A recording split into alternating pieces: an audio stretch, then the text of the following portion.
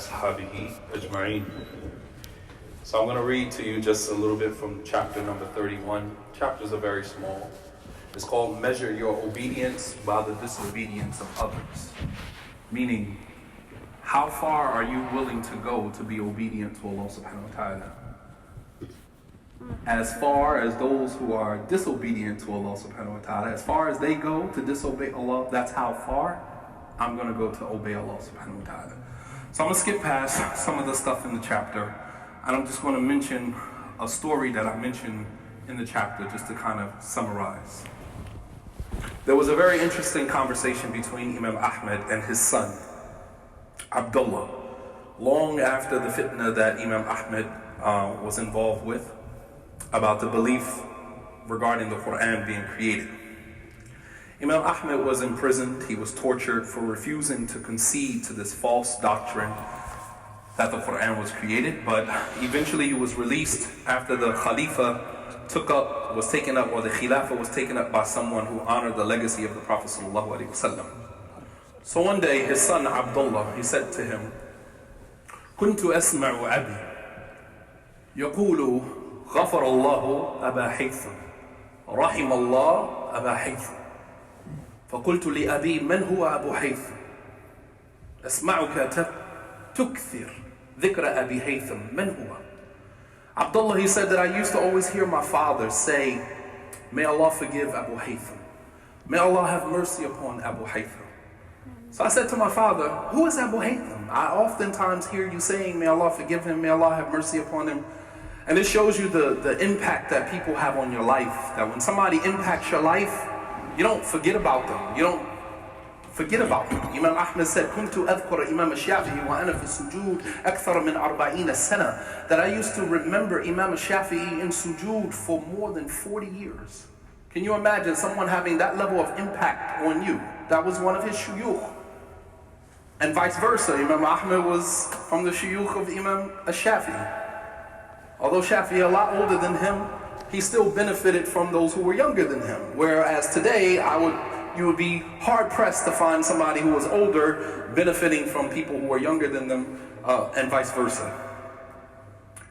So he said, I used to hear my father mention this guy's name all the time, Abu Haytham, Abu Haytham. He said, so I said to my father, who is Abu Haytham? He said, أما تدري من هو أبو حيثم? He said, Abu Haytham هو كان لصا يعني سارقا. He said, Abu Haytham, you don't know who he is? He used to be a thief. He said, لما سجنت, when I was put in prison, I came across this guy, his name was Abu Haytham.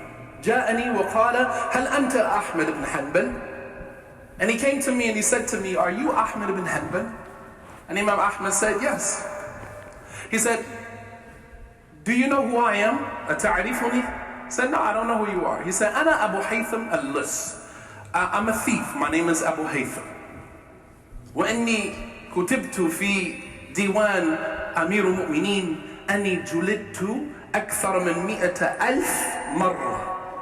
وصبرت على ذلك في طاعة الشيطان فاصبر أنت فأنت على طاعة الرحمن.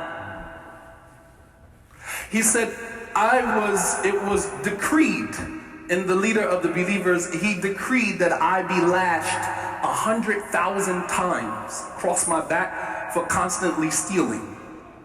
He said, and I was patient with the lashes that I received in obedience to shaitan. Because they used to take pride. It's just like today's time, a guy would say, yeah, I did 20 years in prison. I was in prison for 10 years. And they brag about it. يعني يتفخر. As if this gives them some type of status, right? You have people who have been institutionalized so much, they say, I can do 10 years standing on my head. 10 years, that's nothing. Meanwhile, I couldn't imagine 10 minutes in a jail cell at this point in my life. I've been to jail before. And I would never fix my mouth to say that I could do 10 years standing on my head. As if it's nothing. But they take pride in this. This is what gives them some level of, acknowledgement in society. He said, I was supposed to be lashed 100,000 times for my stealing, and I was patient with every single lash in obedience to shaitan.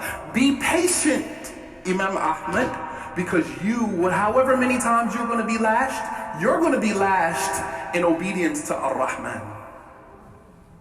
So if I can do it, being obedient to shaitan, then you can definitely do it, being obedient to Ar-Rahman. Measure your obedience by the disobedience of others. As far as you are willing to go to disobey Allah subhanahu wa ta'ala, I would be willing to go even further in my obedience to Allah subhanahu wa ta'ala. As far as you are willing to go to obey shaitan and obey your desires, I would go even further in my obedience to Allah subhanahu wa ta'ala. But the problem in today's time is that we allow people who disobey Allah subhanahu wa ta'ala, we give them a pedestal. Shaitan beautifies disobedience to the point where we actually take pride in disobeying Allah subhanahu wa ta'ala. We do it publicly, we do it in front of people. You have a guy who is during Ramadan, and I'm not fasting today, and will walk in pride and dare somebody to say something to him. You say, Akhi, it's Ramadan, you're not fasting. And the responses that you get, subhanallah al-azim, you would think as if it was haram for Allah subhanahu wa ta'ala to obligate on him fasting in the month of Ramadan. This is what we see disobedience in today's time, whereas during that time, they saw obedience to Allah subhanahu wa ta'ala to be far more dear, far more important than people who chose to disobey Allah subhanahu wa ta'ala, even amongst the Muslims. So measure your obedience to Allah subhanahu wa ta'ala by the extent in which other people are willing to disobey Allah. And ending the chapter, I said Zulaykha, her persistence in having her way with Yusuf should be the measuring stick that we use to determine the extent that we are willing to go to obey Allah subhanahu wa ta'ala. The eternal abode of paradise should be the ultimate incentive for us to stay the course of righteousness despite the temporary enjoyment associated with the detour of disobedience. The Prophet ﷺ said that paradise is surrounded by adversity and difficulty, while the hellfire is surrounded by lust and temptation. You choose wisely. If you choose to disobey Allah subhanahu wa ta'ala, I'm going to choose to obey Allah. And as far as you are willing to go to disobey Allah, I would be willing to go even further to obey Allah subhanahu wa ta'ala. This is what I wanted to present. Allah subhanahu wa ta'ala knows best. Jazakumullahu khairan for your time. Wa sallallahu ala nabiyyina Muhammad wa ala alihi wa sahbihi wa sallama tasliman kathira. Wa akhiru da'wana an alhamdulillahi rabbil alameen. Wa assalamu alaikum wa rahmatullahi wa barakatuh. Unfortunately, this is my last copy.